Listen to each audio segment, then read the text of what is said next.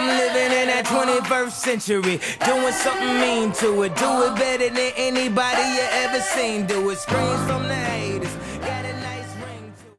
Welcome to another segment of Character Origins, where I take a character of fiction and look at their origins, both biographical and conceptual. Today we will look at the mortal enemy of Superman, Lex Luthor. First appearing in Action Comics number 29, Alexander Lex Luthor was born in Smallville, Kansas, and was even a childhood friend of Clark Kent. After Clark took up the mantle of Superboy, Lex became a huge fan, and because those two were so buddy-buddy, Superboy decided to construct a lab just for Lex. There, Lex began to experiment with artificial life, as well as a cure for kryptonite poisoning. However, a fire threatened both Lex and his scientific research. Superboy came to Lex's rescue. However, in the fire, both the artificial lifeform and cure for kryptonite poisoning were destroyed. During the rescue attempt, there was a chemical that spilled that made Lex go prematurely bald. After this incident, Lex blamed Superboy for the entire incident, claiming that Superboy was jealous and unaware of how superior Lex was to him.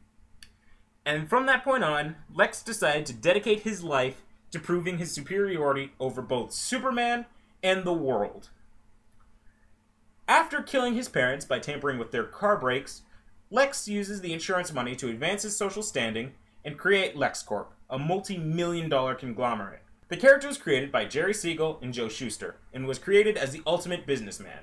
He is richer than God, he has more authority than any world leader combined, and he was even president of the United States for a short time. Lex has no superhuman abilities. However, he is considered one of the most intelligent men in the world, rivaling minds like Brainiac, who is basically a supercomputer. He's even been deemed worthy enough to wear an Orange Lantern power ring of greed, which has only been worn by one other living being. Lex Luthor is considered one of the greatest supervillains in comic book history. However, he does have some serious flaws. These flaws are mostly stemmed from his megalomaniacal levels of pride. He believes himself to be godlike, and has even put himself and others in harm's way just to prove it. This includes wearing a kryptonite ring to prove himself untouchable, even to the Man of Steel. Little did he know, kryptonite is radioactive as all hell. Thus, he contracted terminal cancer, and was forced to transfer his brain into a cloned body.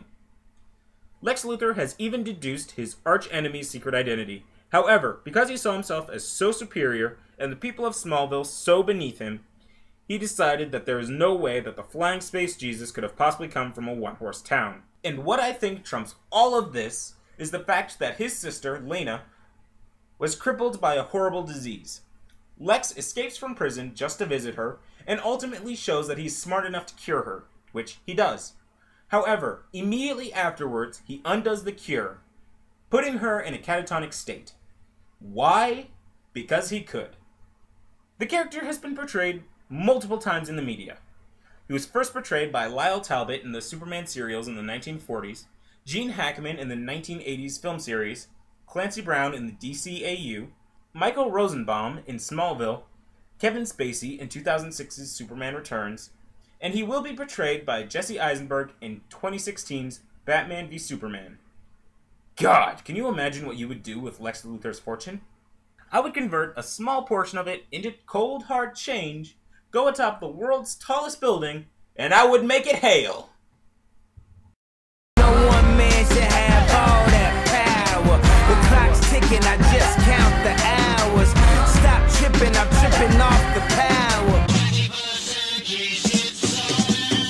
The system broken, the school's closed, the prison's open. We ain't got nothing to lose, motherfucker, we rollin'.